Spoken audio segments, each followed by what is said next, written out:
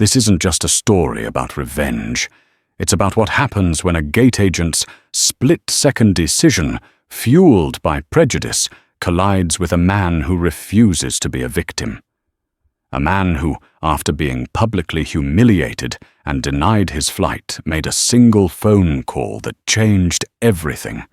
By the time the airline that rejected him finally touched down in San Francisco, its passengers were stunned to see the man they had left behind, already in a boardroom, closing the biggest deal of his life. This is the true story of how one man turned his worst travel day into his greatest triumph, and how karma always catches up. The air in John F. Kennedy International Airport's Terminal 4 was thick with the usual symphony of chaos, the frantic roll of suitcase wheels, the distant garbled announcements of last calls, and the low hum of 1,000 conversations merging into one. For Dr. David Sterling, it was just background noise. He moved through the crowd with the practiced efficiency of a man who spent a third of his life in transit. At 42, David was the founder and CEO of Auragen Innovations, a biotech firm on the cusp of revolutionizing gene therapy. He was tall, impeccably dressed in a tailored Tom Ford suit, but his demeanor was calm and unassuming. Today he was flying from New York to San Francisco for the most important meeting of his career. His flight was Global Airways 715, departing at 9 a.m. Boarding was scheduled to begin in 20 minutes. He clutched a leather briefcase in one hand and a lukewarm coffee in the other. In that briefcase were the data and projections for a partnership with Omnicorp, a deal that would secure Auragen's future for the next decade and fast-track their life-saving treatments to market. He was focused running through his presentation mentally when a man barreling in the opposite direction, eyes glued to his phone, slammed into him. Coffee hot and brown exploded across the front of David's crisp white shirt. "Hey, watch it," the man grunted, barely stopping before rushing on. David sighed, the hot liquid seeping through the fabric. There was no time to get upset. He grabbed a handful of napkins from a nearby kiosk and began dabbing at the stain, a prominent, ugly splotch on his chest. It was unprofessional, but it would have to do. He checked his watch. Boarding would begin any minute. He made his way toward gate B23, the faint, bitter smell of coffee, now his unwanted cologne. The boarding area was a maelstrom of anxious travelers. At the podium stood 2 gate agents. One was a young man nervously tapping at a computer. The other was a woman in her late 50s with a severe haircut and a name tag that read Brenda.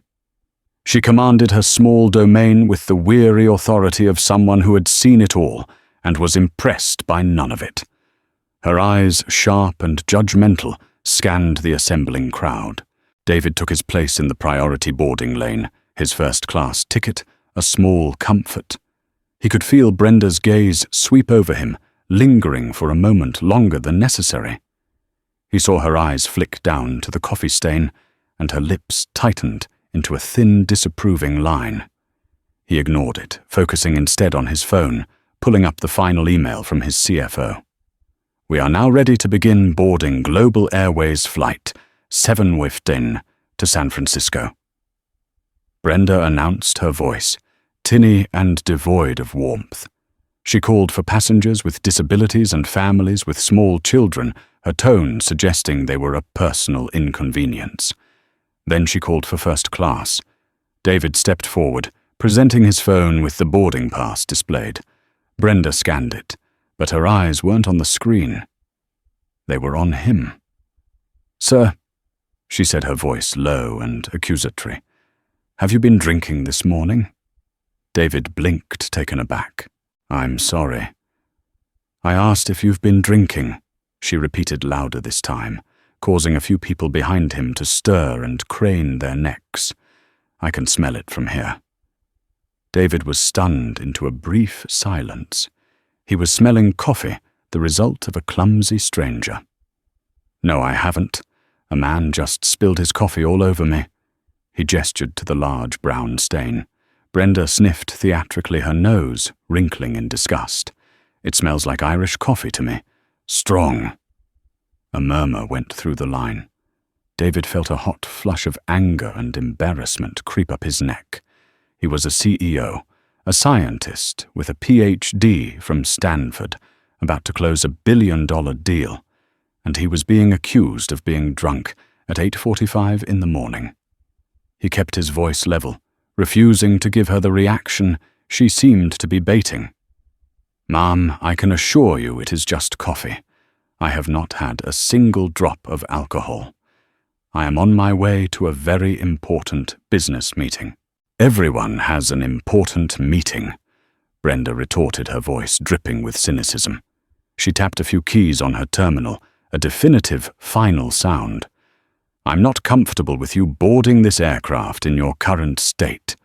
You appear agitated and you smell of alcohol. It's a security risk." David stared at her, dumbfounded. This had to be a joke, a grotesque misunderstanding.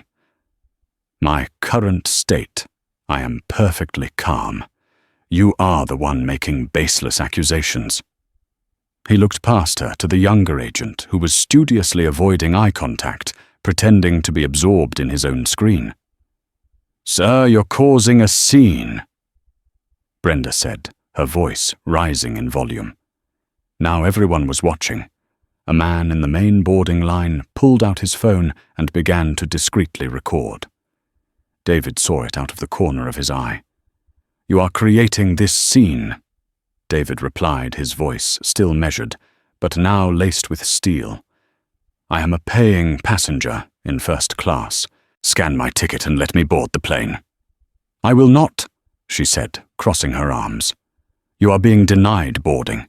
Please step out of the line." The world seemed to slow down. The hum of the airport faded into a dull roar in his ears. Denied boarding. The words were absurd. The Omnicorp meeting was at 2:00 p.m. Pacific time.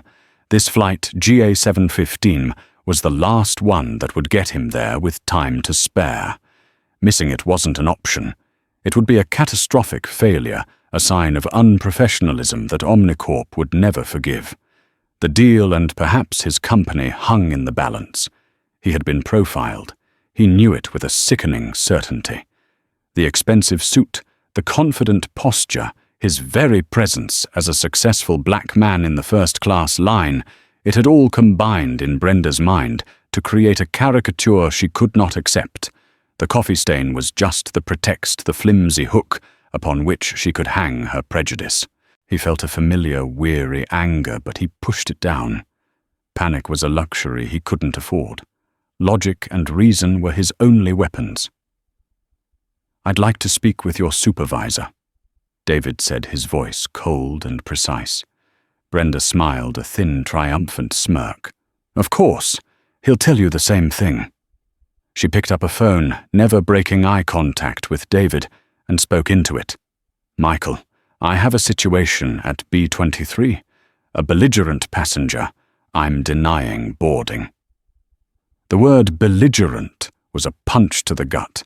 He had been nothing but polite. The man filming subtly angled his phone to get a better shot.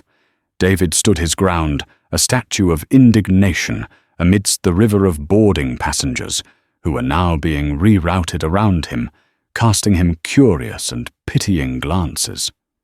He was no longer Dr. David Sterling, CEO. He was just an obstruction, a problem to be handled. And as he waited, the minutes ticking away felt like hours, each one pulling him further from San Francisco and closer to disaster. The supervisor, a harried-looking man named Michael, arrived 5 minutes later. He had the exhausted look of a middle manager, perpetually putting out fires, and his cheap polyester suit was rumpled. He listened to Brenda's account with a practiced, neutral expression, though David noted he never once made direct eye contact with him. And then he became aggressive. "Michael Tunless," Brenda was saying, embellishing the story with each word. Raised his voice, insisted, causing a disruption for the other passengers. I smell alcohol on his breath, and frankly, I don't feel it's safe for the crew or the other passengers for him to fly."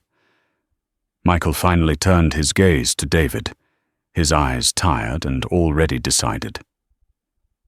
"Sir, I understand you're upset." "I am not upset." David interrupted, his voice dangerously quiet.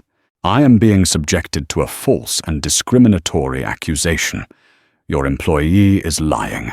I was bumped into, coffee was spilled on me, and she has concocted this entire narrative. I demand a breathalyzer test. Right now. Prove it." This seemed to momentarily throw Michael. A breathalyzer was a concrete tool, a thing of science and data, and it had no place in their world of subjective judgment calls. Brenda scoffed. "We don't have breathalyzers at the gate, and we don't need them. Airline personnel are trained to make these judgments based on FAA guidelines. It's my right as a gate agent to deny boarding to anyone I deem a risk." She said it like a mantra, a shield of corporate policy she could hide behind. "So your judgment overrules empirical evidence?" David asked, his incredulity growing. "This is absurd. Look at me. Do I seem intoxicated to you? I am speaking clearly. I am standing perfectly still. I am on my way to a meeting that is worth more than this entire airplane." The last part slipped out a flash of frustration he instantly regretted as he saw Michael's face harden. To him it wasn't a statement of fact.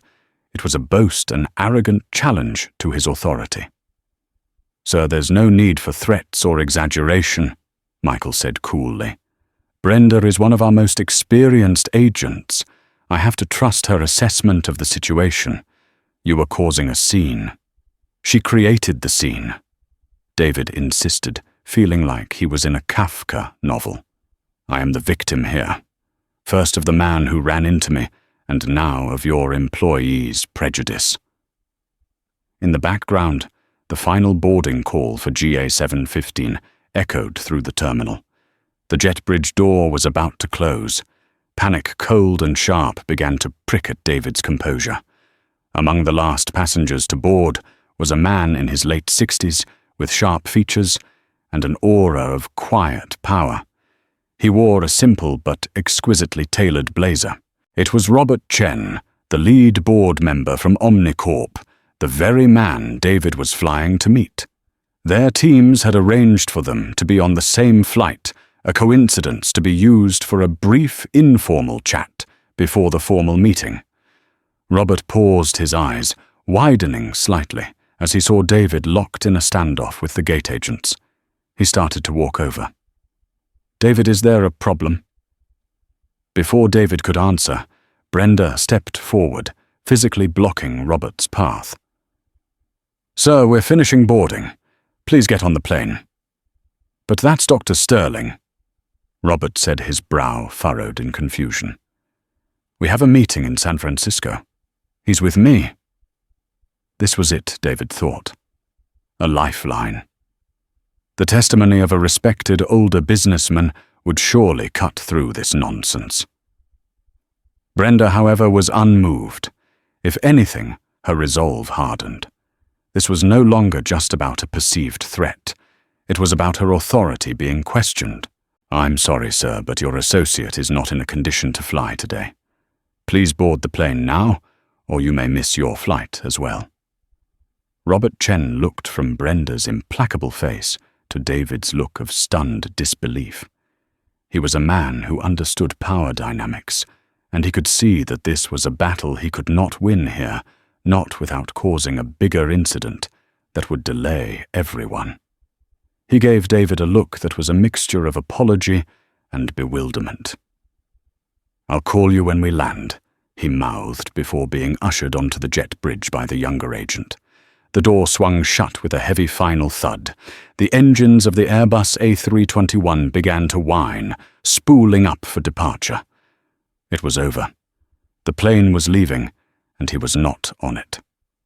"Now," Michael said, his tone shifting now that the pressure of the departure was gone. "We can rebook you on a later flight. There's one at 4:00 p.m., a 4:00 p.m. flight that lands at 7:00 p.m. Pacific time, 5 hours after my meeting was supposed to start. David said the words, tasting like ash. That's not a solution, that's an insult. It's the best we can do, Michael said with a shrug, the universal gesture of bureaucratic helplessness. Either that or a full refund. David looked at Brenda, who was now primly organizing papers at her podium, refusing to look at him, the picture of smug victory. He looked at Michael, the embodiment of corporate indifference. He had played by their rules. He had stayed calm. He had tried to reason. And he had hit a wall, a solid, unyielding wall of prejudice and policy, each reinforcing the other. The system was not designed to find the truth. It was designed to protect itself. A profound sense of cold fury washed over him. But it was a controlled fury. The part of his brain that solved complex biochemical problems and navigated ruthless corporate takeovers took over. The game with Global Airways was over. He had lost. It was time to change the game entirely. He turned his back on the two agents without another word. The silence was more damning than any insult he could have hurled. He walked away from the gate past the curious stares of other travelers. He pulled out his phone, his fingers already moving. He wasn't scrolling through other flights. He wasn't calling his lawyers, not yet. He was calling his executive assistant, Chloe. She answered on the first ring. Dr. Sterling, are you on board? I was just tracking the flight. No, Chloe. I was denied boarding, he said, his voice hard as diamond. What on what grounds? Unimportant right now. David said, his pace quickening as he headed for the exit. What's important is that I still need to be in San Francisco by 2:00 p.m. I need you to do something for me, and it needs to happen fast. Get me a jet. There was a half-second pause on the other end of the line. A private jet, sir. Yes, Chloe, a private jet. David said, a new dangerous energy surging through him. Get on the phone with NetJet's wheels up. Whoever has a plane available at Teterboro right now. I want a Gulfstream, a Challenger. Whatever can get me to SFO the fastest. Tell them money is no object. I'll be there in 30 minutes. He was no longer a victim, begging for a seat. He was a CEO issuing a command. Global Airways had tried to ground him. He was about to show them just how high he could fly. The ride from JFK to Teterboro Airport in New Jersey was a blur of motion and furious efficiency. David's mind, a finely tuned machine, had already shifted from the humiliation at the gate to pure logistical problem-solving. While the Uber driver navigated the congested Van Wyck Expressway, David was on a three-way call with his assistant Chloe and his company's chief operating officer.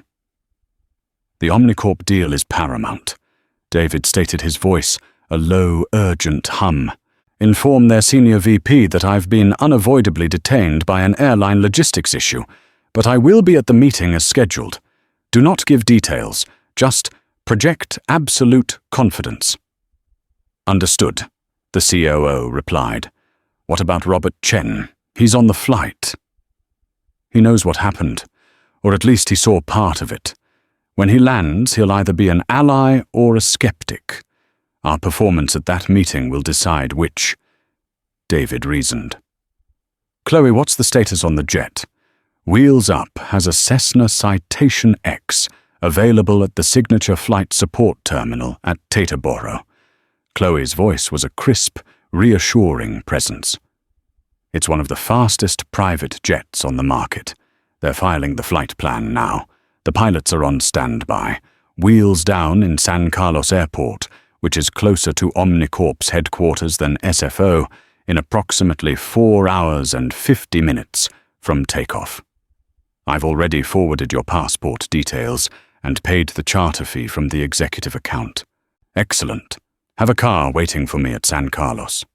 And Chloe, find the name of the gate agent at JFK Gate B23 for Global Airways Flight 715.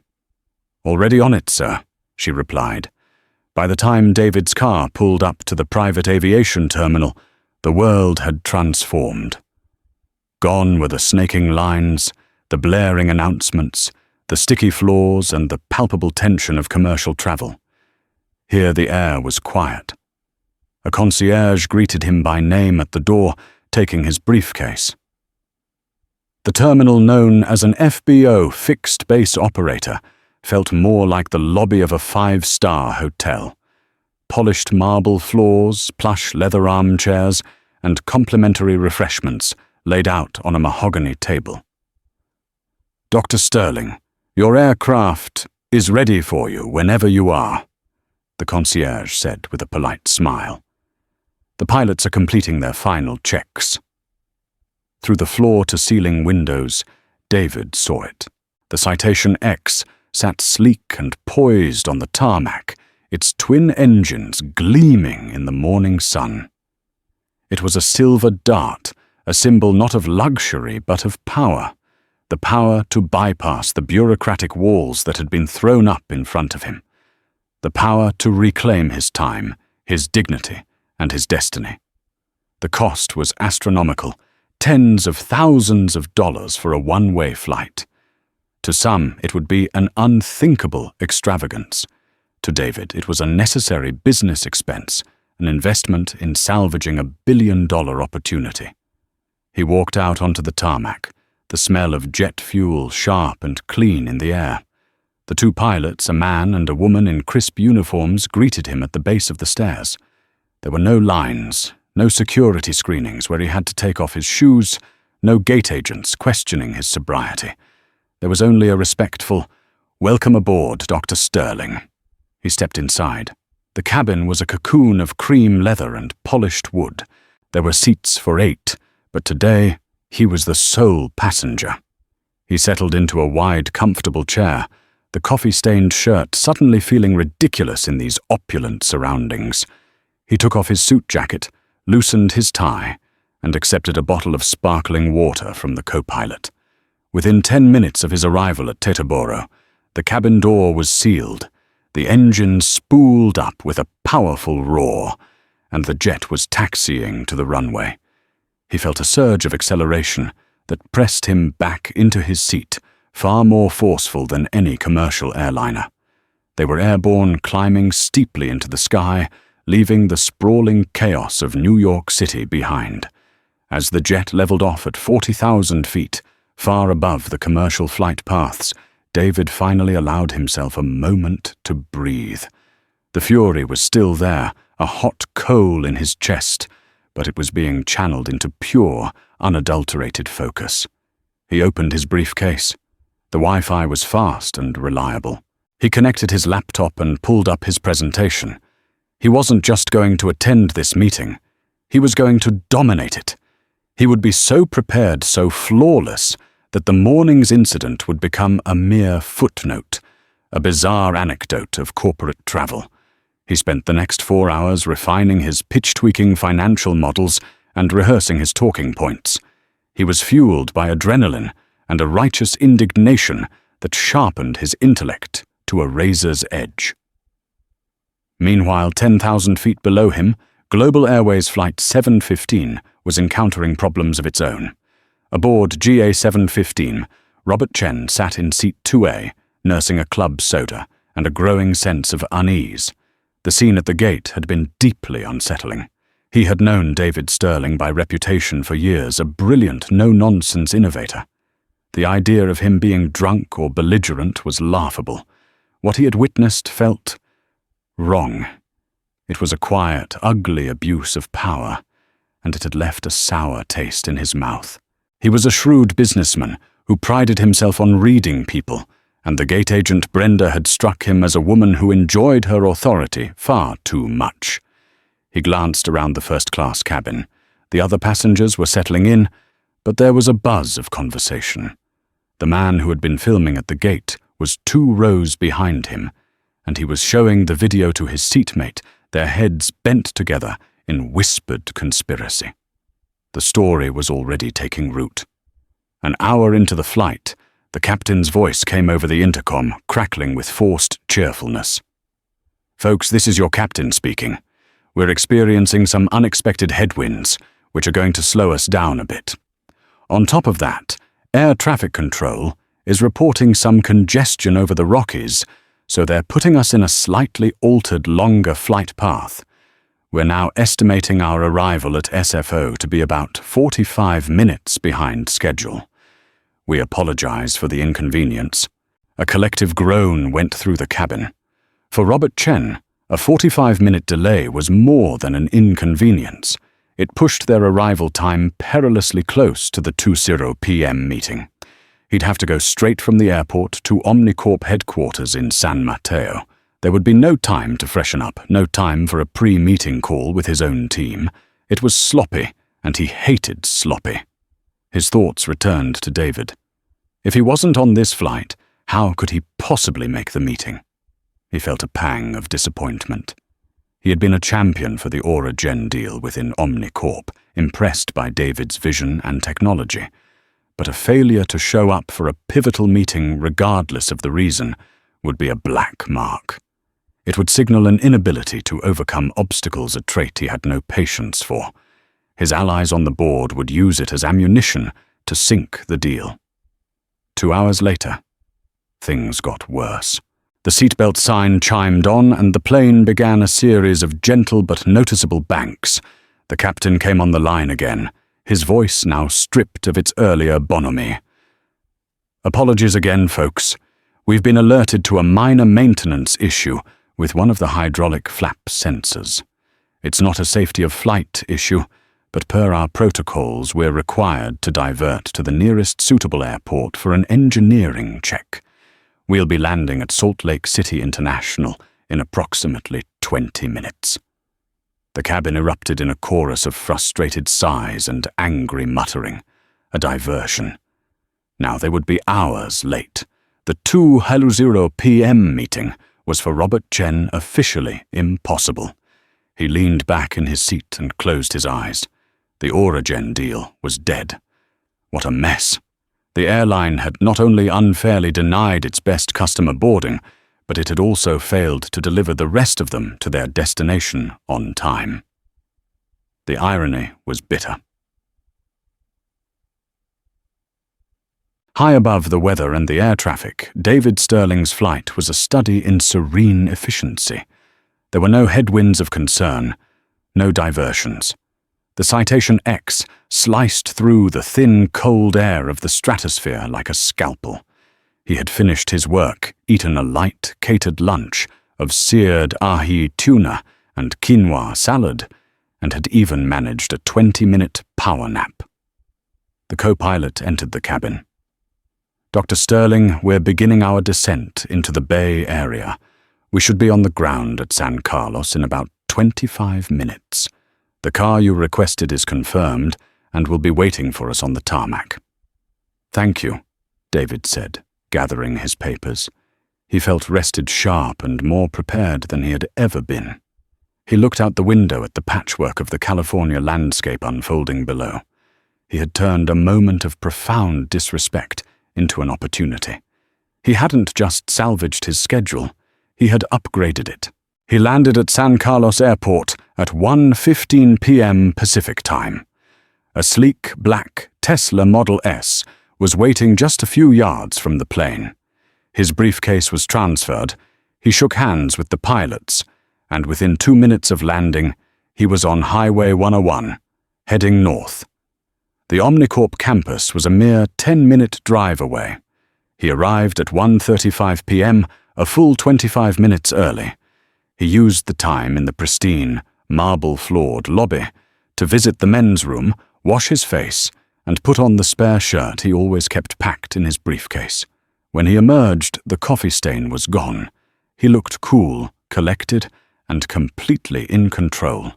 The receptionist greeted him warmly, and he was shown to a private waiting lounge. At 1:55 p.m., the senior VP he was scheduled to meet, a woman named Catherine Hayes, came out to greet him. "David, good to see you. I heard you had some travel trouble." David smiled, a calm, confident smile. Nothing I couldn't handle. Shall we? They walked towards the main boardroom. As they did, David's phone buzzed. It was a text from Chloe. Global Airways 7:15, diverted to Salt Lake City. Currently on the ground. Estimated new arrival time at SFO is 5:30 p.m. David allowed himself a small private smile. It wasn't just that he had won the race. The other team hadn't even finished the first lap. He tucked his phone away and walked into the boardroom, ready to claim his prize. The Omnicorp boardroom was on the top floor, a glass-walled chamber with a panoramic view of the San Francisco Bay. The atmosphere was formal, the stakes immense. Catherine Hayes and 2 other Omnicorp executives were present. The chair at the head of the table reserved for Robert Chen was conspicuously empty. "We were hoping Robert would be here," Catherine began, a hint of concern in her voice. "He was on a flight that seems to have been significantly delayed." "Yes, I'm aware," David said, smoothly taking his place. "But business doesn't wait for air traffic control. I know your time is valuable, so with your permission, I'm prepared to begin. I'll be happy to personally brief Mr. Chen on what he missed when he arrives." The executives were visibly impressed by his proactivity. He hadn't used the key stakeholder's absence as an excuse to postpone. He had seized the initiative. For the next hour and a half, David delivered a masterclass. He didn't just present data. He wove a compelling narrative of innovation market potential and human impact. He knew every number, anticipated every question, and answered with a mix of deep technical knowledge and palpable passion. He wasn't selling a product. He was inviting them to be partners in changing the world. As he was wrapping up his final points on the projected 5-year revenue synergy, he saw movement outside the glass walls of the boardroom. A large group of weary, disheveled travelers was being led through the lobby. They were the passengers of a chartered bus, hastily arranged by Global Airways, to ferry people from SFO down to the Silicon Valley corporate campuses after their flight from Salt Lake City had finally landed. And among them was Robert Chen. He had walked off the bus exhausted and frustrated, and was being greeted by an Omnicorp staffer when his eyes drifted towards the executive boardroom. He stopped dead in his tracks. Through the glass, he saw him. David Sterling. Standing at the head of the conference table, not in a coffee-stained shirt, but in a crisp, clean one. He wasn't flustered or late. He was there in command, pointing to a slide on the massive screen. He looked like he owned the room. Robert Chen's exhaustion was replaced by a slow, dawning sense of awe. He watched as Catherine Hayes and the other executives nodded in agreement, their faces lit with enthusiasm. He saw Catherine laugh at a remark David made, then stand up and extend her hand. He couldn't hear the words, but he knew exactly what was happening. David Sterling hadn't just made the meeting. He had arrived hours ago and was in the process of closing the deal without him even being there. Several other passengers from GA 715, including the man who had filmed the incident at the gate, also saw the scene. A wave of murmurs rippled through the group. That's the guy they kicked off the flight. How in the world did he get here?" The man with the phone raised it almost instinctively and took a picture, a perfect shot through the glass of David Sterling, shaking hands with the Omnicorp executives, a triumphant image of success against the backdrop of their own travel nightmare. David concluded the meeting, shook hands all around, and packed his briefcase. The deal wasn't signed, but the verbal commitments were ironclad. He had won. As he walked out of the boardroom, he came face to face with Robert Chen. Robert looked at him, a slow smile spreading across his face. He simply shook his head in admiration. "David," he said, his voice full of respect. "You have to tell me how you did that." "I found a more reliable airline," David replied with a slight smile. That evening, in his suite at the Four Seasons, David Sterling finally sat down and composed a message. He didn't rant or rage. He was precise and factual. He opened his laptop, logged into X, formerly Twitter, and wrote a post. He attached no photos, no videos. Just words. Was scheduled to fly ELSA Global Airways GA 715 from JFK to SFO for a critical meeting. Gate agent Brenda Jenkins at B-23 denied boarding, accusing me of being drunk and belligerent after a stranger spilled coffee on me. I missed my flight. Fortunately, War Wheels Up provides a more professional service and got me to my meeting on time. Business is about solving problems, not creating them. Flying while black. Shot customer service. He hit post. The post was a digital pebble, and he had just dropped it into the vast ocean of the internet. He had no idea he was about to trigger a tsunami. The post went live at 7:00 p.m. Pacific time. For the first hour it was quiet, gaining a few likes and retweets from David's modest following of biotech industry professionals. Then someone with a blue check mark, a well-known tech journalist, saw it and retweeted it with the comment, "This is Dr. David Sterling, CEO of Auragen, one of the most respected minds in biotech. Hey, our Global Airways, you have a major problem." That's when the dam broke. The man who had filmed the incident at the gate saw the post trending. He replied directly to the journalist's retweet, "I was there. I saw the whole thing. The man was a perfect gentleman. The agent was on a power trip. I have video." He uploaded the 2-minute clip. The video was damning.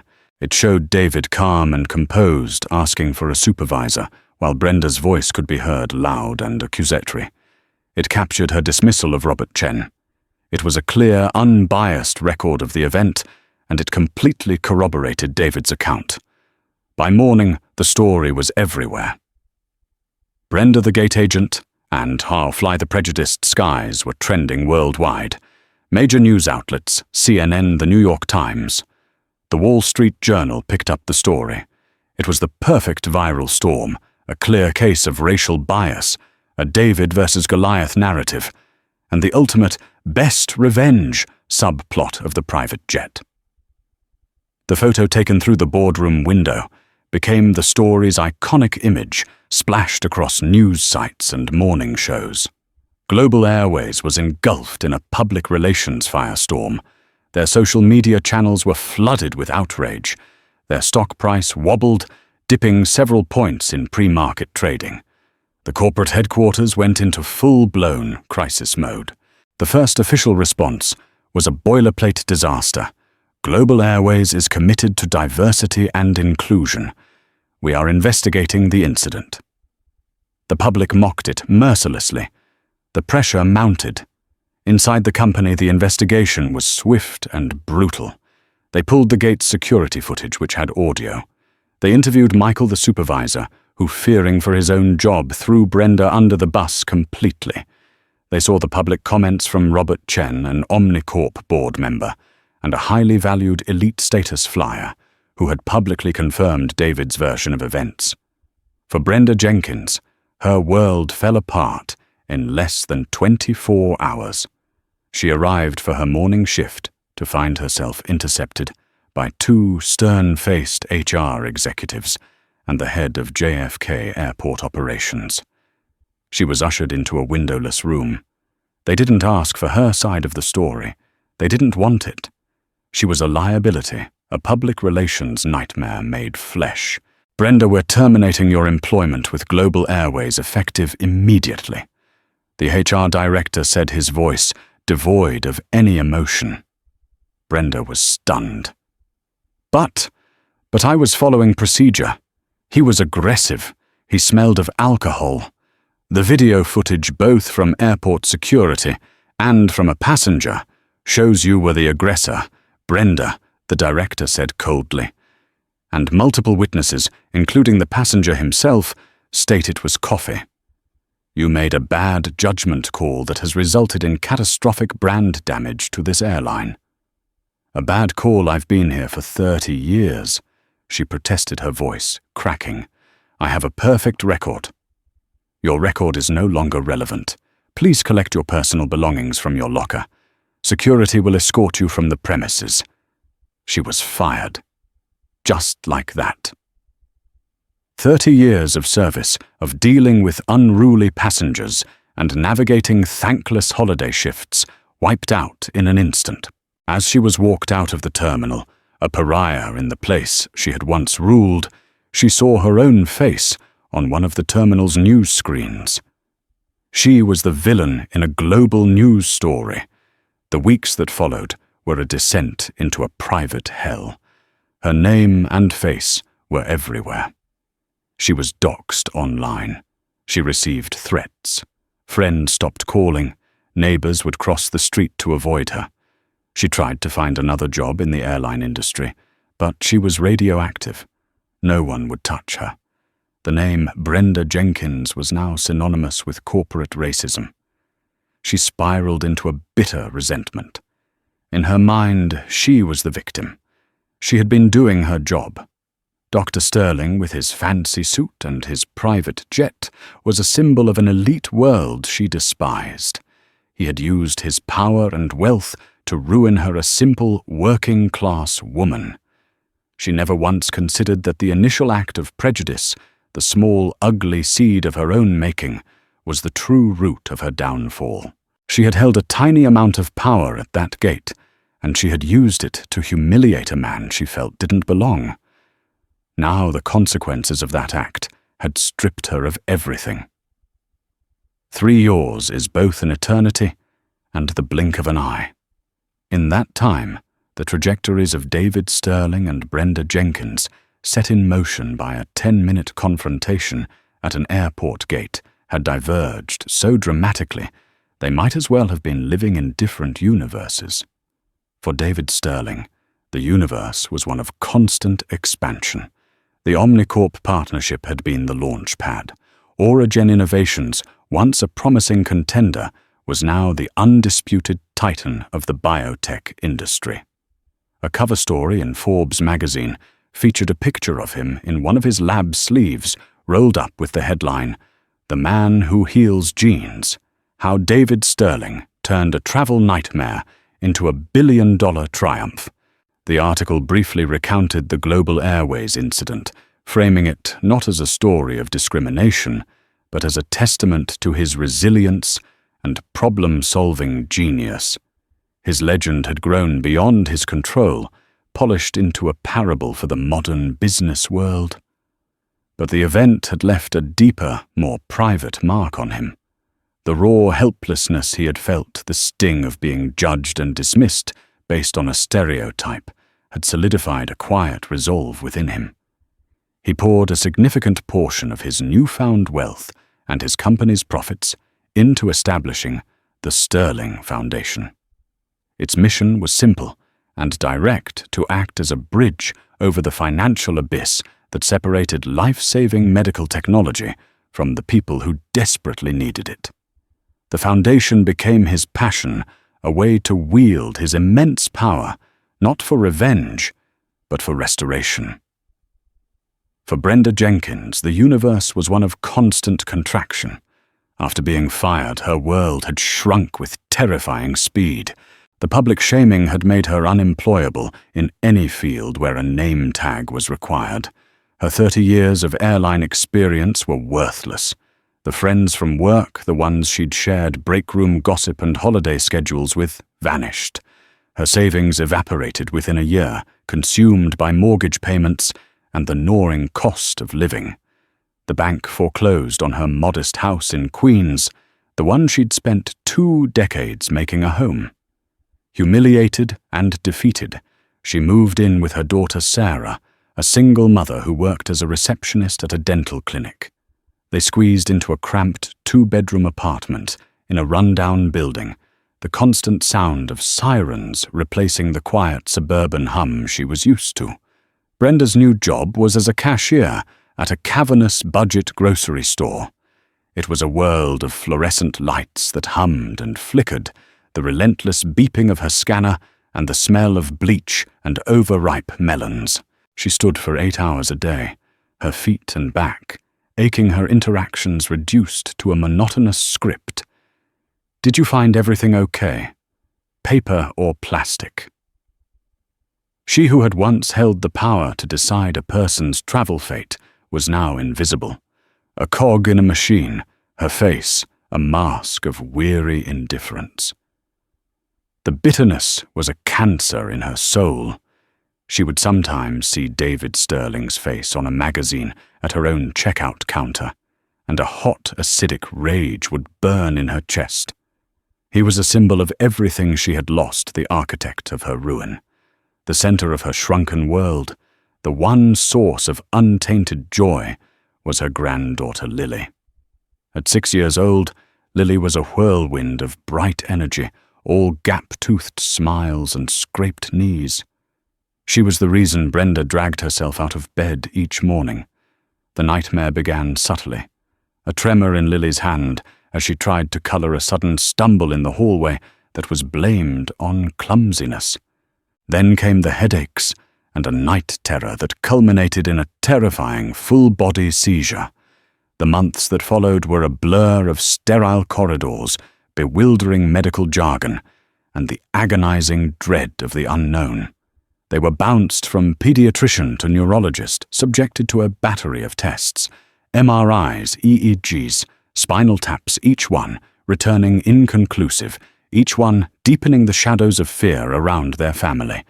Finally, they landed in the office of Dr. Matthews, a leading pediatric neurologist at New York Presbyterian. He was a kind man with sad eyes, and he sat them down in a room filled with a silence that felt heavier than sound. He spread Lily's charts on his desk, took a deep breath, and delivered the blow. "The genetic sequencing has confirmed it," he said, his voice soft. "Lily has Stauffer's syndrome." The name meant nothing to them, but the doctor's tone told them everything. He explained it was an extremely rare, aggressive neurodegenerative disorder. It would progressively rob Lily of her motor skills, her cognitive function, her very self. The prognosis was brutal and unequivocal. There was no cure. Sarah collapsed into a fit of racking, silent sobs, her body shaking. Brenda sat frozen, a statue of ice, the doctor's words echoing in the vast, empty cavern of her shock. It was a death sentence. "There is," Dr. Matthews continued, leaning forward, "one last thing. It's not a cure, technically, but a new gene therapy. It just completed its stage 3 clinical trials, and the results, frankly, they're miraculous. It uses a modified virus to deliver a correct copy of the faulty gene directly into the patient's cells. It appears to completely halt the progression of the disease." A single desperate word escaped Sarah's lips. "How?" "It's a treatment called AG4441, the doctor said, looking down at his notes. "It's made by a company called Airline Innovations." The name hit Brenda with the force of a physical assault. It sucked the air from her lungs, and for a moment the room tilted. Origin. The name from the magazines, the source of his fortune, the company built on the success of the deal he was flying to when she had cast him out of her gate. The cosmic cruelty of it was so profound, so absolute, that she almost laughed. Of course. Of all the companies in all the world, it had to be his. The glimmer of hope was almost immediately extinguished by the next part of the doctor's explanation. The treatment involved a one-time infusion, a complex and delicate procedure. The cost was well over $1 million. Their insurance, of course, considered it experimental and refused to cover it. The despair that followed was a thick, suffocating fog. Sarah spent her nights on the apartment's worn-out sofa, bathed in the blue glow of a laptop screen, frantically scouring medical forums, patient advocacy groups, and charity websites, chasing any whisper of financial aid. Brenda would watch her, her own heart, a dead weight in her chest, convinced it was hopeless. Then one night, close to midnight, Sarah let out a sharp gasp. "Mum!" she whispered, her voice trembling. "Mum, look." Brenda shuffled over. On the screen was a sleek, professional website. At the top, a simple, elegant logo, the Sterling Foundation. The mission statement was right on the home page. Founded on the principle that no person should be denied a chance at life due to the cost of innovation, the Sterling Foundation provides full financial grants for patients seeking access to Auragen's advanced gene therapies. Brenda stared at the screen at the smiling professional photo of David Sterling on the founder's message page. It was a trap, a final exquisite humiliation designed by the universe just for her. "We have to apply," Sarah said, tears of hope streaming down her face. "This is it. This is our chance." "No," Brenda said the word, a raw croak. Her pride, the last tattered remnant of her old self, flared to life. "Absolutely not. I will not. I would rather die than go begging to that man." "This isn't about you," Sarah shot back, her desperation turning to anger. She stood up, her small frame radiating a fierce maternal power. "This isn't about your pride or your past or whatever happened between you two. This is about Lily. She is dying, Mum. Look at her." She pointed to the small bedroom where Lily was sleeping, her breathing shallow. "Are you really going to let her die because you're too proud to ask for help from the one person on earth who can give it?" The question hung in the air, brutal and unanswerable. Brenda looked from her daughter's tear-streaked, furious face to the bedroom door behind which her granddaughter was fading away. The fight went out of her, replaced by a cold, hollowing shame. Sarah was right. This was no longer about her. A week later, they received an email. Their application had been fast-tracked. They were granted an in-person case review. Brenda put on her best clothes, a faded blouse and a worn polyester coat, and rode the subway downtown with her daughter. They sat in the silent, opulent waiting room of the foundation, a place that smelled of money and success. Brenda felt like an imposter, a beggar at the palace gates. The assistant's voice was polite as she called them. "The review board will see you now." Brenda's heart hammered against her ribs. Her hands were cold and slick with sweat. She walked behind Sarah down a long carpeted hallway to a heavy oak door.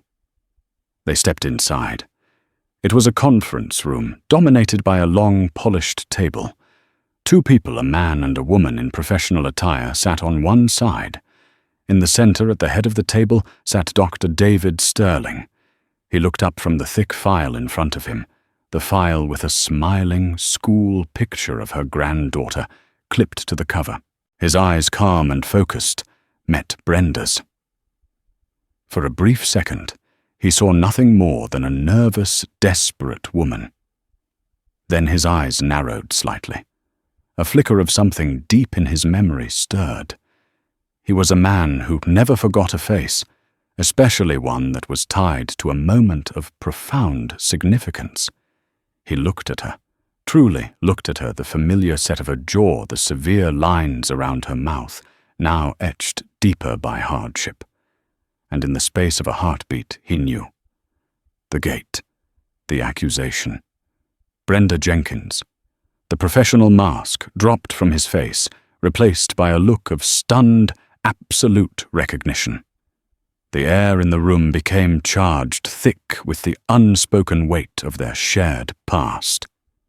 The woman who had tried to ruin his future was now sitting before him, her granddaughter's life resting entirely in his hands. This story wasn't just about a private jet or a missed flight. It was about the quiet, insidious nature of prejudice and the profound ripple effects of a single thoughtless action.